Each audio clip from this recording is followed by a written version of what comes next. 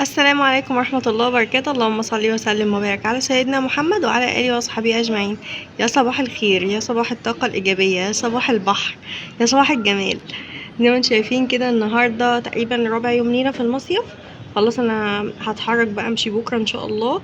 انا مش عارفة اصور قد كده بصراحة عشان خاطر ايه، انا مستمتعة بصراحة مع العيلة وكده، فيعني بصور لكم مقتطفات وبحاول ان انا اعيشكم معايا يعني بقدر المستطاع. فلو الفيديو بيعجبك حطي لايك واشتراك وما تنسيش تعملي كومنت عشان يوصلك كل جديد وتفضلي معايا على طول.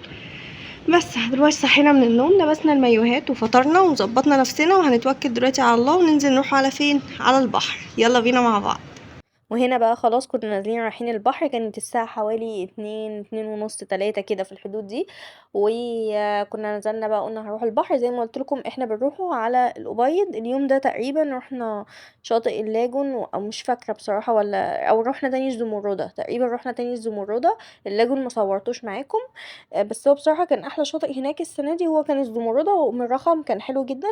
ال- اللاجون ده بصراحة مع اللاجونة ده ما عجبنيش بصراحة، حسيته برضو اللي هو ايه، مش حلو بصراحة، ما عجبناش قد كده. هو الزمردة اكتر حاجة عجبتنا، وبعد كده ورا على طول ام الرخم عشان خاطر الزمردة كمان اهدى، عشان خاطر ايه الموج. واهم حاجة لو وصلتي لحد هنا تنسيش تستغفري ربنا وتصلي على النبي، وكمان تشتركي في القناة. صح، عايزة ارحب بالناس اللي اشتركوا جديد في القناة بجد، نورتوني وبجد انا فرحانه جدا بالناس اللي بتشترك، فرحانه قوي قوي قوي قوي. وكنت اصلا في الاول ما كنتش يعني كنتش متحمسه للقناه بالشكل ده بصراحه، من ساعه ما اشتركتم وبقيتوا كمان تشاركوني بكومنتات وحاجات من دي، بقيت فرحانه قوي وبقيت حابه ان انا اصور وحابه ان انا اعمل لكم فيديوهات. وعايزه اقول لكم اعمل لكم فيديوهات حلوه قوي لما اروح، كمان هعمل لكم فيديوهات حلوه قوي قوي قوي في الشقه بقى لما اروح باذن الله باذن الله. عايزه اقول لكم لما روحت بقى حاسه طبعا بان انا متضايقه جدا جدا جدا. بس بصوا بقى، هنا هو البحر اهو ابتدى يبان، دخلنا على الكورنيش هنا بقى، خلاص ماشيين على الكورنيش في طريقنا بقى للبحر وبس. بس عايزه اقول لكم ان انا بجد رجعت زعلان، عايزه ارجع تاني، يعني حد يرجعني مطروح تاني. خلاص بجد بقى يعني متضايقه قوي ان انا روحت تاني البيت وبدات تاني شغل البيت وتصوير وكده. بس الحمد لله الحمد لله يعني، يا رب نروح تاني السنه الجايه ان شاء الله، اعمل فلوجات كمان احسن من دي، لان انا السنه دي ما اعرفش اصور لكم كل حاجه يعني، لسه مش قاعده على التصوير وكده، بس صورت لكم برضو ايه حاجات كتير من المقتطفات. وعلى فكره احنا مش في كل الاوقات بناخدوا شماسي وكراسي وكده، ممكن في وقت احنا بنبقى معانا العربيه بتاعتنا فبنيجي حاطين حاجاتنا كلها جواها وبنقفل العربيه، بننزل الميه وبنطلع بقى نقعد في العربيه ناكل وبنشرب وبنتعامل خالص. مش شرط خالص احنا ناخده كراسي وشماسي، لان في 3/4 الوقت اصلا ما بنستخدمهاش. دلوقتي هنتوكل على الله كده على اسكندريه، بس قبل ما ننزل على اسكندريه يعني هننزل ناخد جوله كده في شارع اسكندريه ونشوف لو عايزين نشتروا اي حاجه منها قبل ما نمشي وبعدين بقى هننزل الشنط نحطها في العربيات ونمشي بقى، نتوكل على الله ان شاء الله. لو قلنا كده نوصل بالسلامة ونتقابل بقى في روتينات بقى في شقتنا تاني، نرجع تاني الشقة بتاعتنا عشان البيت وحشني قوي بجد، وحاسة ان بقيت عندي طاقة تاني ان انا ارجع البيت وانضفه. بجد الاسبوع يعني هما مش اسبوع، هما حوالي 4 أو 5 ايام كده دول اللي انا قعدتهم هنا، بجد فرقوا معايا جامد قوي، فرقوا جامد قوي في نفسيتي وفي كل حاجة. يعني بجد اللي عايز يغير جو يجي هنا في مطروح، بجد اجواء حلوه قوي قوي والشواطئ حلوه وكل حاجه هنا حلوه. بس زي ما قلت لكم، بس هي الفكره بقت في يعني استغلال الناس، ان هم اهل البلد بقوا مستغلين جامد قوي المصيفين، وبقت الاسعار بصراحه يعني اوفر قوي. بس هي دي بس الفكره. بس خلاص، واشوفكم بقى ان شاء الله واحنا بقى ايه مروحين.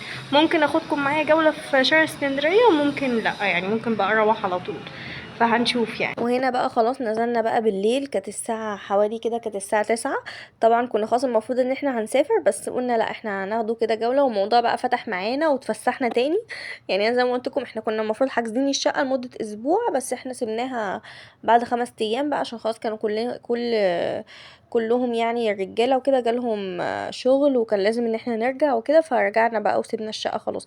بس كنا سايبين لسه حاجاتنا هنا في الشقه، ما نزلناش الشنط، ورحنا بقى ايه قلنا شارع اسكندريه نشتري بقيه حاجات كانت ناقصانا. بس هنا بقى بصور لكم شارع اسكندريه، بس انا كنت لسه راكبه هنا العربيه وهننزل بقى دلوقتي اصور لكم هشتري ايه بقى. برضو اشتريت شويه حاجات حلوه قوي من شارع اسكندريه، كانت حاجات بصراحة حلوة. بس هنا كنا في الوقت ده جوعنا، يعني احنا هنا هنجوعه، فما كناش اتغدينا بقى في البيت. احنا يا دوب غيرنا هدومنا ولمينا الشنط ونزلنا.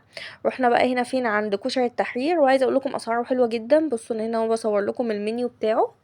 الاسعار كانت حلوه قوي، ما كانتش الاسعار ما كانتش غاليه يعني. انا طلبت بيتزا وهم طلبوا كشري وكده، بس هم ما عجبهمش الكشري قوي يعني، مش عارفه ليه، كان في قرفه زياده او حاجه زي كده.